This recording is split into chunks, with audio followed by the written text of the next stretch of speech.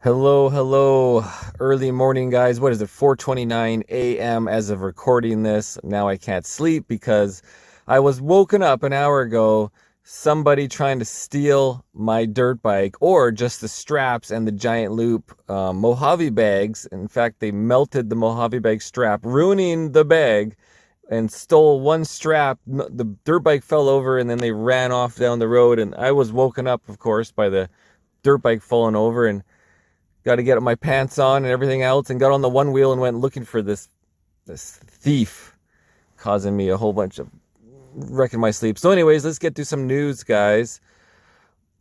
Having worked on China-U.S. relations for 3 decades, I remain convinced that a sound and stable China-U.S. relationship benefits both countries. Here we have a new ambassador. Xi Feng delivers remarks to Chinese and U.S. media. And it's reminiscent because I just went over the coming war of China, how back in 1949, this similar thing, or even more so, the leader of the country was trying to make relations with the USA in terms of capitalism for both of them. So before we watch this guy, let's do a little flashback. And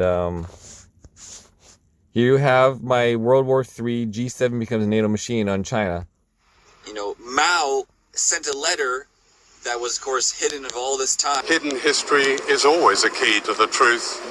In 1945, 5 years before his great communist revolution in 1949, Mao sent this secret message to Washington, and I quote, "China must industrialize.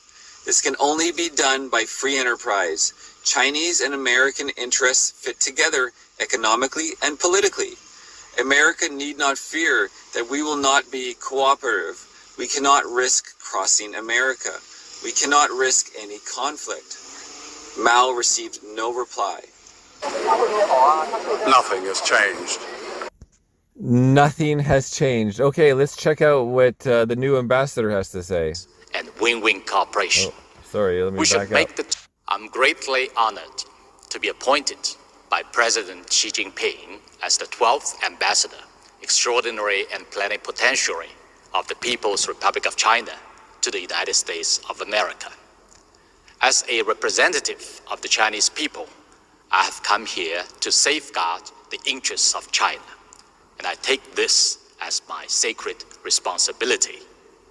As an envoy of the Chinese people, I have come here to enhance China-US exchanges and cooperation, and I take this as my important mission. I started working on China-US relations 3 decades ago. 30 years later today, I still believe that a sound and stable China-US relationship is in the interests of both countries. It's so interesting that this just came out on Twitter, all while the G7 just had their meeting in Japan, and essentially they're declaring future war on China. More sanctions on China, problems on China. Like, they're not working together at all. The US will not work together with China. They need an enemy. They need a new Ukraine. They need to keep their war machine going. It is also a shared expectation of the international community and a major contribution to world peace and prosperity. Of course, at the very same time, the USA has outsourced so many products to be made in China, but at the same time, let's go to war with them, right? It's so weird. Obviously, there are profound differences between the two countries, and the relationship is faced with serious difficulties and challenges. Then this relationship has gone through many twists and turns in the past half century, yet it has always been able to move ahead. The relationship is too important for us to let it fail. Neither side can change or replace the other. Working together, both will come out as winners. Fighting each other, both will lose. And the world will be hurt as well. Well, he's certainly making more sense than the USA. Whether China and the United States can manage the relationship properly is consequential to the future of our two countries and our planet. The world is watching us. The China-US relationship has once again come to a historical crossroads. My appointment at such a critical moment means to me not only honor, but also enormous responsibilities. Both China and United States are great countries, and both Chinese and Americans are great peoples. We should keep pace with the trend of the times and reject Cold War mentality and zero-sum game. Boom, there he mentions it. Cold War mentality. That's what's going on right now. And open our hearts and move forward in the same direction. We should take concrete actions to deliver on the common understandings between President Xi Jinping and President Joe Biden.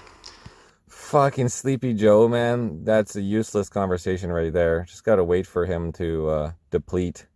Explore the right way to get along with each other in the new era. We should uphold the principles of mutual respect, peaceful coexistence, and win-win cooperation.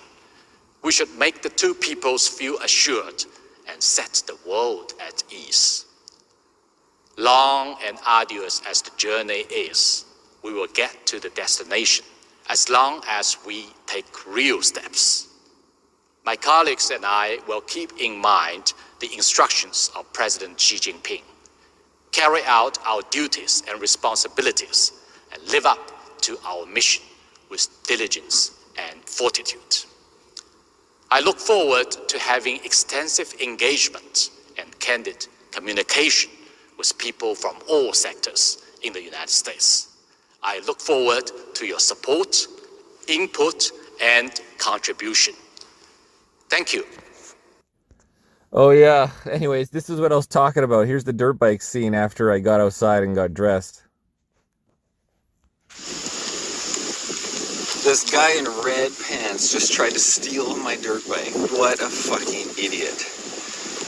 Look at it. He took the strap off. The rear strap here. Oh, it's actually gone. He took the whole strap.